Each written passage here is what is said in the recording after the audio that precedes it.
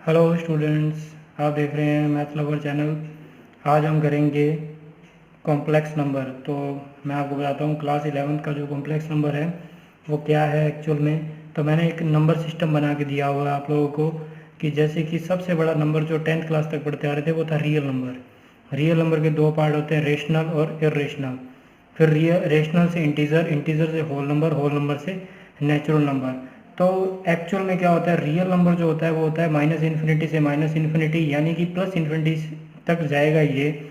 इसमें कोई भी नंबर आ सकता है, सारे नंबर रियल नंबर्स होते हैं। रेशनल नंबर्स होते हैं पी बाई क्यू फॉर्म्स में, लेकिन इसमें स्पेशली चीज़ होती है जो वो होती है ये टर्मिनेट हो जाते हैं और या रिपीट करेंगे अपने आप को। और ये जो होंगे ये नॉन टर्मिनेटिंग होंगे एंड नॉन रिपीटिंग होंगे।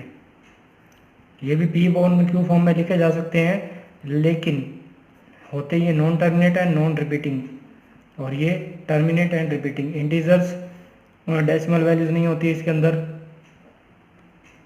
ओनली इंटीजर्स वैल्यूज होंगी। होल नंबर जो जीरो से स्टार्ट होगा, नेचुरल नंबर जो 1 से स्टार्ट होगा।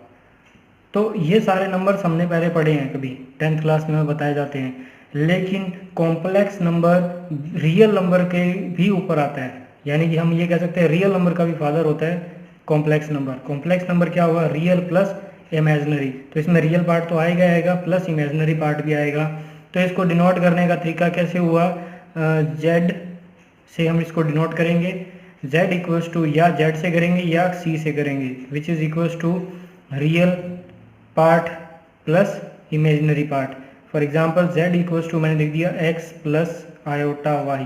तो ये जो चीज़ आई है इससे हम कहते हैं इमेजिनरी पार्ट, आयोटा वाई, इसको हम आयोटा बोलते हैं। तो ये जो नई चीज़ आने वाली है ये इस बार आपकी 11th क्लास में इंट्रोड्यूस होगी कॉम्प्लेक्स नंबर के अंदर। अब ये चैप्टर रिलेट कैसे करता है, हमने 10th क्लास में हमने चैप्टर पढ़ा है क्वाड्रेटिक इक्वेशन।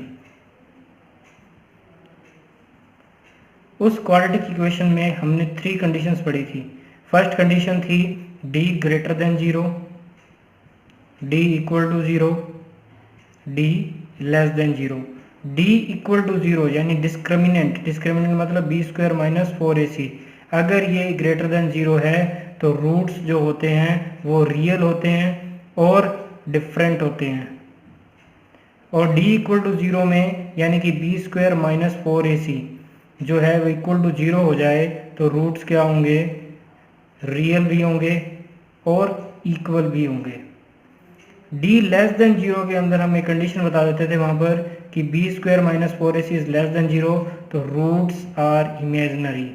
तो यही कह सकते हो, ये हमारे 10th क्लास में हमने पढ़ा, ये हमारा काम अब 11th क्लास का आने वाला है जिसमें d क्या होगा, लेस देन 0 होगा। तो हम उस चीज़ को इस 11th क्लास के अंदर कवर अप करेंगे by using this complex number. तो कॉम्प्लेक्स नंबर के बारे में थोड़ा सा और एक्सप्लेन करता हूँ मैं इस वीडियो के अंदर कि एक्चुअल में रियल पार्ट और इमेजिनरी पार्ट अगर मेरे को कार्टेशियन सिस्टम पे दिखाना है तो वो किस तरह से दिखाऊंगा। हम इसको आर्गन प्लेन भी कहते हैं, मैं इसको आगे डिटेल में बताऊंगा आने वाली वीडियोस में। इसको हम कहते हैं एक्स एक्सिस और इसको हम कहते हैं वाई एक्सिस। अब ये मैं तुम्हें क्लियर कर दूं कि रियल लाइन हमेशा एक्स एक्सिस होती है, इसको हम कहते हैं रियल नंबर लाइन। और ये जो वाई होती है इसको हम हमेशा कहते हैं इमेजिनरी लाइन। तो ये चीज़ें जो आपको पता है, रियल लाइन तो हम नंबर लाइन सिस्टम बनाते आए हैं, 9th क्लास में बनाना स्टार्ट कर दिया था।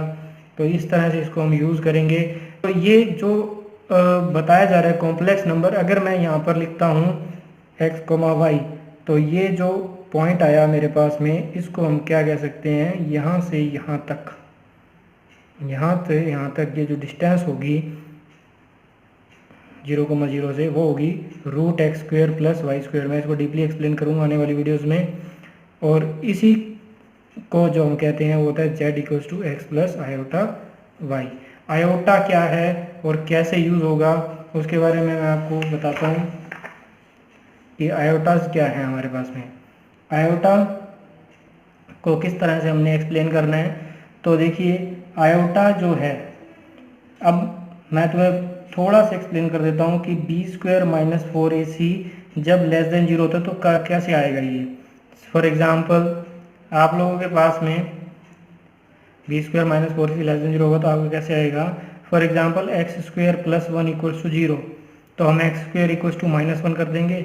जब x equals to root of minus 1 करेंगे तो हम इसको सोल्व नहीं कर सकते थे, तो इसी चीज़ को हम सोल्व करने के लिए यूज़ करेंगे आयोटा। तो हमने एक चीज़ डिफाइन कर दी कि आयोटा जो है वो रूट ऑफ माइनस 1 है। हमेशा एक सिंबल दे दिया कि root of minus 1 is iota, तो अगर ऐसा है तो आयोटा स्क्वायर किसके इक्वल होगा, -1 के। तो ये थोड़ा सा एक कॉन्सेप्ट यूज़ हो रहा है, जो आयोटा स्क्वायर है वो है -1 के। तो आयोटा क्यूब किसके इक्वल होगा, iota into iota square which is equals to iota into -1, then this is equals to minus iota.